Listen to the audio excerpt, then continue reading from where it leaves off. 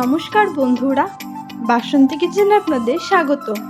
আজকে আমি নিয়ে এসেছি আপনাদের জন্য একটি নতুন রেসিপি, বেগুন দিয়ে পাবদা মাছের মাখা মাখা তরকারি।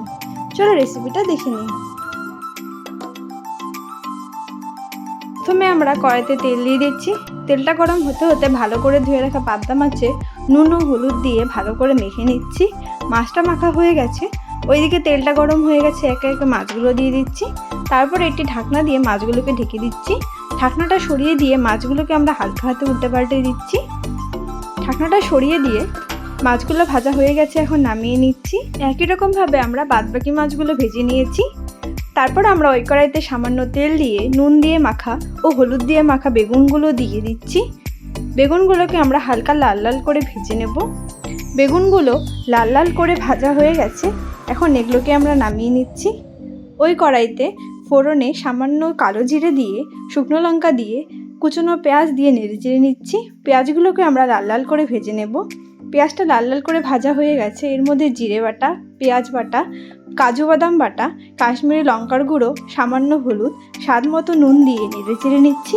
মশলাটাকে আমরা একসাথে ভালো করে কষিয়ে নেব। এখন এর মধ্যে সামান্য জল দিয়ে আবার এটাকে আমরা নেড়ে চেড়ে নিচ্ছি। নাড়াচাড়া করা হয়ে গেছে, এখন এটাকে আমরা 10 থেকে 15 মিনিটের জন্য ঢেকে দেব। ঢাকনাটা সরিয়ে দিয়ে আবার এটাকে আমরা নেড়ে চেড়ে নিচ্ছি। মশলাটা ভালো করে কষানো হয়ে গেছে, এখন এর মধ্যে পরিমাণ মতো জল দিয়ে নেড়ে চেড়ে নিচ্ছি। এখন এটাকে আমরা আবার 10 থেকে 15 মিনিটের জন্য ঢেকে দেব। ঢাকনাটা সরিয়ে দিচ্ছি।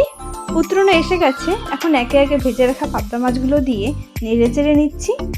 এখন এর মধ্যে ভেজে রাখা বেগুনগুলো দিয়ে আবার এটাকে আমরা নেড়ে চেড়ে নিচ্ছি। আবার এটাকে আমরা 10 থেকে 15 মিনিটের জন্য ঢেকে দেব। ঢাকনাটা সরিয়ে দিয়ে নেড়ে চেড়ে নিচ্ছি। হয়ে গেছে, এখন নামিয়ে নিচ্ছি। কাজু বাদাম বাটা ও বেগুন দিয়ে পাবদা মাছের মাখা মাখা তরকারি তৈরি। আপনারাও বানিয়ে দেখবেন, খুবই ভালো লাগবে খেতে। রেসিপিটা ভালো লাগলে লাইক, শেয়ার ও কমেন্ট অবশ্যই করে দেবেন। ধন্যবাদ।